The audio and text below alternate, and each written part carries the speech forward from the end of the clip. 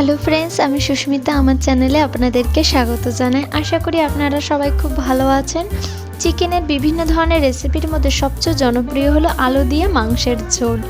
আর আমি এখন একদম সহজভাবে অল্প উপকরণে খুব কম সময়ের মধ্যে আলু দিয়ে মাংসের ঝোল রেসিপিটি দেখাবো।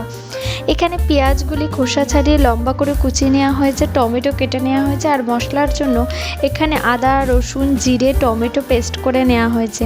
কড়াইতে তেল গরম হলে তার মধ্যে জিরে, তেজপাতা, শুকনো লঙ্কা ফোড়ন দিয়ে পেঁয়াজগুলি হালকা ভেজে নেওয়া হয়েছে। তার মধ্যে পেস্ট করা মশলা দিয়ে ভালো করে মশলাটা কষিয়ে নেওয়া হয়েছে। তার মধ্যে হলুদ এবং টমেটো দিয়ে আর একটু কষিয়ে মাংসের টুকরোগুলো দিয়ে ভালো করে কষতে হবে।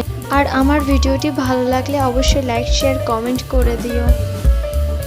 মাংস যত কষানো ভালো হয় তত মাংসের তরকারিটি খেতে ভালো লাগে। একটু ঢাকা দিয়ে আবার কষিয়ে নিয়ে কেটে রাখা আলুগুলো দিয়ে আবার ভালো করে কষিয়ে নিতে হবে। এখানে আলু ভাজা হয়নি, একেবারে কাঁচা আলু দেওয়া হয়েছে। আলু দেওয়ার পর ভালো করে কষিয়ে নিয়ে কিছুক্ষণ ঢাকা দিয়ে রাখতে হবে যাতে ভালো করে সেদ্ধ হয়ে যায়। কষানোর পর জল দিয়ে ফোটাতে হবে এবং অবশেষে একটু গরম মশলা ছড়িয়ে দিয়ে নামিয়ে নিলেই তৈরি হয়ে যাবে আলু দিয়ে মাংসের ঝোল।